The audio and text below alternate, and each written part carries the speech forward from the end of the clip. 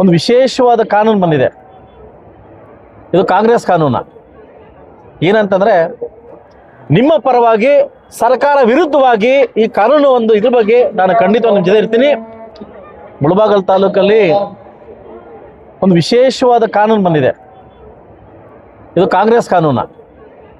ಏನಂತಂದ್ರೆ ನಮ್ಮ ಆರ್.ವಿ. ವೆಂಕಟರಾಮಯ್ಯ ಸಾಹೇಬರು ಇರ್ತಕ್ಕಂಥ ಕಾಲದಲ್ಲಿ ಬಡಬಗ್ಗರಿಗೆ ಮನೆ ಕಟ್ಕೊಳ್ಳಿಕ್ಕೆ ಸಾಗುವಳಿ ಚೀಟಿ ಕೊಟ್ಟಿದ್ದಾರೆ.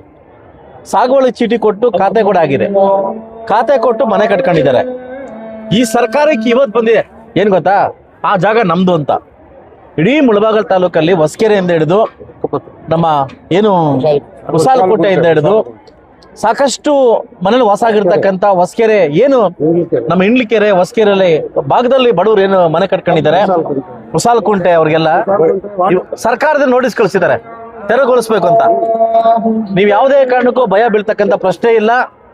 ಸರ್ಕಾರಕ್ಕೆ ಒಂದು ಪ್ರಶ್ನೆ ಕೇಳಿದ್ದೀನಿ. ನಿಮ್ಮ ಪರವಾಗಿ ಶಾಸಕರಿದ್ದಾರೆ, ಇದಕ್ಕೆ ಏನೇನು ಬೇಕೋ ಕಾನೂನು ನಾವು ವ್ಯವಸ್ಥೆ ಮಾಡ್ಕೊಂಡು ನಿಮ್ಮನ್ನು ಉಳಿಸ್ಕೊಳ್ಳೋಕ್ಕೆ ಯಾವುದೇ ಕಾರಣಕ್ಕೂ ಯಾರು ಭಯ ಬೀಳ್ತಕ್ಕಂಥ ಪ್ರಶ್ನೆ ಬೇಡ.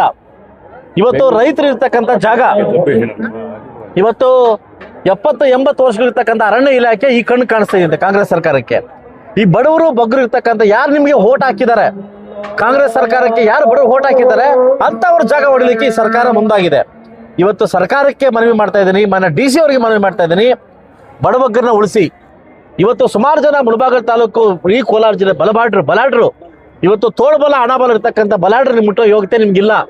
ಇವತ್ತು ಬಡವರಿಗೆ ಮನೆ ಕಟ್ಕೊಂಡಿರ್ತಕ್ಕಂಥ ಬಡವರಿಗೆ ಇವತ್ತು ತೆರವುಗೊಳಿಸಿ ಅಂತ ಬಂದಿದ್ದಾರೆ. ನಿಮ್ಮ ಪರವಾಗಿ ಈ ಶಾಸಕರಿದ್ದಾರೆ. ಯಾವುದೇ ಕಾರಣಕ್ಕೂ ನಿಮ್ಮನ್ನ ಖಾಲಿ ಮಾಡ್ಲಿಕ್ಕೆ ನಾನು ವ್ಯವಸ್ಥೆ ಬಿಡುವುದಿಲ್ಲ. ಕಾನೂನು ಸಮರವಾಗಿ ನಾವು ಹೋರಾಟ ಸ್ಟಾರ್ಟ್ ಮಾಡಿದೀವಿ. ನಿಮ್ಮ ಪರವಾಗಿ ಸರ್ಕಾರ ವಿರುದ್ಧವಾಗಿ ಈ ಕಾನೂನು ಒಂದು ಇದ್ರ ಬಗ್ಗೆ ನಾನು ಖಂಡಿತ ನಿಮ್ಮ ಜೊತೆ ಇರ್ತೀನಿ. ಯಾರು ಭಯ ಬೀಳ್ತಕ್ಕಂಥ ಪ್ರಶ್ನೆ ಬೇಡ. ನಿಮ್ಮನ್ನ ಉಳಿಸ್ಕೊಳ್ತಕ್ಕಂಥ ಜವಾಬ್ದಾರಿ ನಂದು.